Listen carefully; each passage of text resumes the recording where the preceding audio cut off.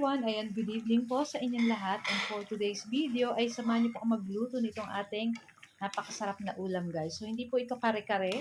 So itong ating lulutuin ay ginataang sardinas with pechay na may pritong talong. Nako, trending to guys sa palagi ko siya napapanood sa mga ibang nagbablog na nagluluto ng ganitong ulam at masarap daw. So, syempre tayo, hindi pwedeng hindi din natin lulutuin, hindi rin pwedeng hindi natin matitikman yung ganito. Kaya, tara na guys, at samahan niyo pa ako magluto and enjoy watching po. So, ayun na nga, at pirito lang natin yung ating talong.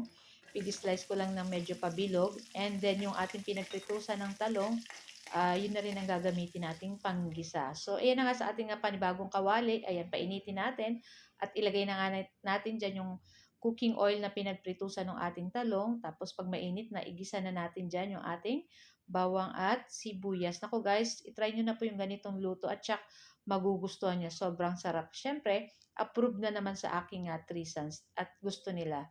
So yan na nga, at pagkagisa ng ating sibuyas, bawang, ayan, ilagay na po natin dito yung ating sardinas. So kahit anong brand po, kung ano po yung mga available nyo.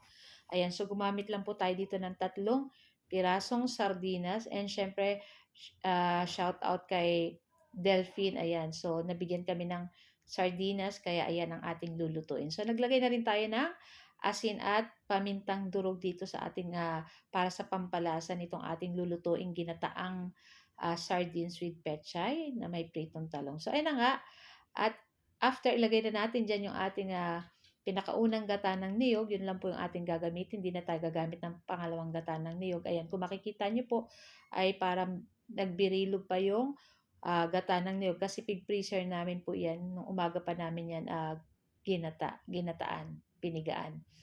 And after nyan, pwede na natin ilagay itong stem ng ating pechay kasi medyo matagal po itong maluto. Kaya uunahin nating ilagay. So yung dahon, maya-maya na po natin ilalagay pag kumulo na guys. So ayan, lutuin lang natin dyan yung ating stem ng ating pechay.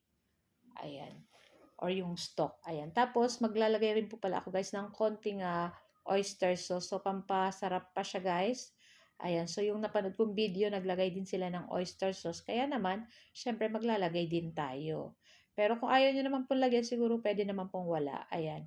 So ayan na nga, at hintayin lang natin to guys kumulo, at pag kumulo na ay pwede na po nating ilagay dyan yung ating dahon ng pechay. So ilalas na lang po nating ilagay yung ating piniritong talong kasi luto naman na po yun dati pa. Ayan.